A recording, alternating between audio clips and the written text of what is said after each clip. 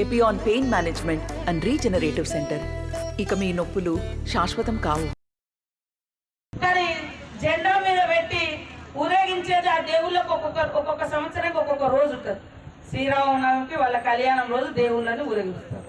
హనుమాన్ జయంతి రోజు హనుమాన్ దేవుడిని ఊరేగిస్తారు. లేదా ఇంకొక వెంకటేశ్వర స్వామిని ఒక రోజు ఊరేగిస్తారు. కానీ ఓట్లప్పుడు ఊరేగించద్దు కదా. ఓట్లప్పుడు తీసుకొచ్చి పాపం దేవుడు అంటే గౌరవించటోళ్ళం కూడా పార్టీ ఆ జెండా పట్టుకున్న వాళ్ళని చూసి ఆ దేవుని తిట్టే పరిస్థితి వస్తుంది. కాబట్టి దయచేసి ఇవాళ అభివృద్ధి అడిగితే అయోధ్యను చూపెడుతున్నారు. మరి అయోధ్య నిర్మాణానికి కూడా ఎక్కడి నుంచి పట్టుకోపోయాడు. మనం ఇంటికి తల్లింట్లో రాసిన చందాలు తీసుకుపోయి అక్కడ కట్టారు. సరే బీజేపీ బీఆర్ఎస్ 10 ఏళ్ల పాలన ఈ దేశంలో కానీ ఈ రాష్ట్రంలో ప్రతి పార్టీకి 10 ఏళ్ళ అవకాశం ఇచ్చేది.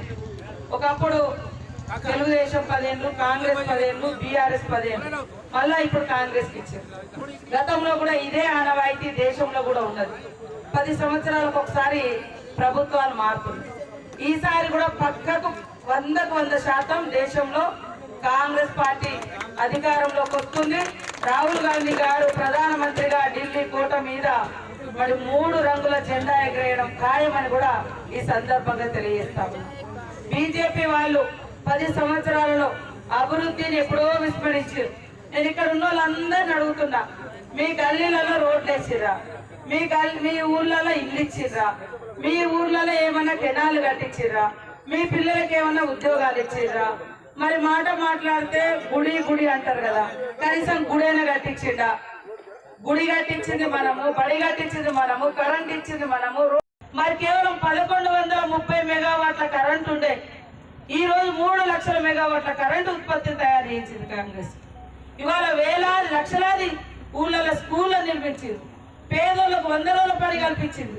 ఆ 100 రోజుల పనిని కూడా ఇవాళ తీసేస్తుంది. కుదేలు చేసి పని లేకుండా చేస్తుంది.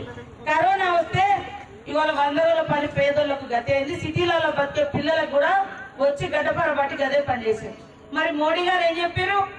తాళి బనావో, ఏమంటారు, తాళి కొట్టుడు, దబావో,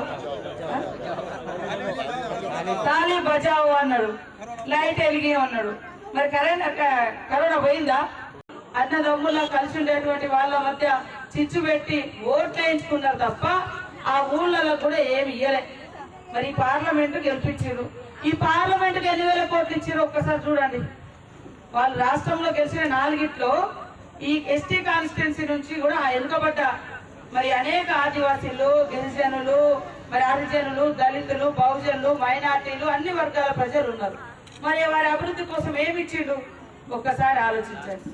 కాబట్టి ఇక్కడ ఉన్నటువంటి కార్యకర్తలు, నాయకులు అందరూ దయచేసి ఏదో వాళ్ళు టీవీలను మెయింటైన్ చేస్తారు, ఢిల్లీ టీవీలను, లేదా యూట్యూబ్ ఛానళ్లను, లేదా సోషల్ మీడియాను వాడుకొని ఇవాళ కర్ణాటకలో కానీ తమిళనాడులో కానీ నిన్న తమిళనాడులో కూడా పెద్ద ఎత్తున కాంగ్రెస్ 1 సైడ్ అలయన్స్, కేరళలో 20కి 20 రాహుల్ గాంధీ గారి నాయకత్వంలో గెలవబోతున్నారు. నేను పోయాల్సిన అక్కడ 3 రోజుల ప్రచారం.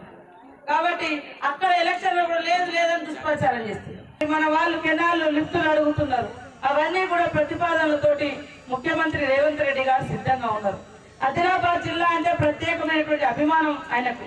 ఆయన ముఖ్యమంత్రి అధ్యక్షుడు అయిన తర్వాత ఫస్ట్ ఇదే ఆదిలాబాద్ జిల్లాకు వచ్చిండు. ముఖ్యమంత్రి అయిన తర్వాత కూడా ఇదే ఆదిలాబాద్ జిల్లాకు వచ్చిండు.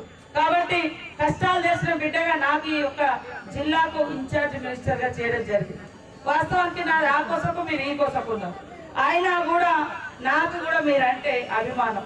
ఇక్కడ వెనుకబడ్డ వాళ్ళు ఉన్నారు. అక్షరంలో అగ్రభాగాన ఉన్నా మరి అభివృద్ధిలో మనం వెనుకబడి ఉన్నాం. కాబట్టి ప్రత్యేక దృష్టి పెట్టాలని మనం తిరుగుతా ఉన్నాం. పేదోడు దేవుడికి అగరబత్తి కూడా ముట్టియలేని పరిస్థితి తీసుకొచ్చింది. ఇది మీరు చేసిన భక్తి.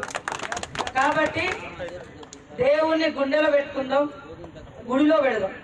కానీ ఎన్నికల ఎజెండాలో దేవుళ్ళ తీసుకురాకూడదు అని బీజేపీ నాయకులకు నేను తెలియజేస్తా ఉన్నా. అదే కాకుండా మేము అభివృద్ధి అడిగితే మాకు అక్షింతలు ఇచ్చారు. ఉద్యోగాలు అడిగితే రాముని అయోధ్యను చూపెడుతున్నారు. కాబట్టి రాముడు ఉండాల్సిందే, దేవుడు ఉండాల్సిందే. అక్షింతలు ఏ ఊరోళ్ళు ఆ ఊరోళ్ళు కలుపుకొని మొన్ననే రాముని పెళ్లి చేసారు, సీతారాముల పెళ్లి. కాబట్టి దయచేసి అభివృద్ధికి నిధులు ఏమి ఇచ్చారు మీరు చెప్పండి. ఇవాళ మమ్మల్ని 3 నెలలు కాలం మేము వచ్చి ఏదైనా మీ గ్యారెంటీ అంటారు. మరి మీరు 10 ఏళ్ల కింద అధికారానికి వచ్చేటప్పుడు ఏమన్నారు? ప్రతి సంవత్సరం 2 కోట్ల ఉద్యోగాలు అన్నారు. కాలా ధన్ లాతాము జన్ ధన్ ఖాతా మే ధన్ ధన్ 15 लाख దేతా హూ అని అన్నాడు. 15 लाख కాదు 15,000 పోయి పోరాడినందుకు కేసులు మాత్రం పుష్కలంగా ఉన్నాయి. కాబట్టి ఇవాళ ఒక అవకాశం కాంగ్రెస్ ఇవ్వండి. 34 సంవత్సరాలు అవుతుంది రాజీవ్ గాంధీ చనిపోయి, రాహుల్ గాంధీ తండ్రి చనిపోయి. కాబట్టి మరి అప్పటి నుంచి ఈ రోజు వరకు వాళ్ళ కుటుంబంలో ప్రధానమంత్రి అనే పదవి లేదు. కేవలం ఎంపీగా నిలబడ్డారు. కానీ దేశం కోసం ఇల్లు కట్టించారు, కానీ వాళ్ళు సొంత ఇల్లులు కట్టుకోలేదు. ఇవాళ మోడీ గారు వేసుకునే సూటు బూటు చూస్తే లక్షలలో ఉంటది. మరిన్ని వీడియోస్ కోసం ఛానల్ ని సబ్స్క్రైబ్ చేయండి. లేటెస్ట్ అప్డేట్స్ కోసం వాట్సాప్ ఛానల్ ని ఫాలో చేయండి. అండ్ లింక్ డిస్క్రిప్షన్ లో ఉంది.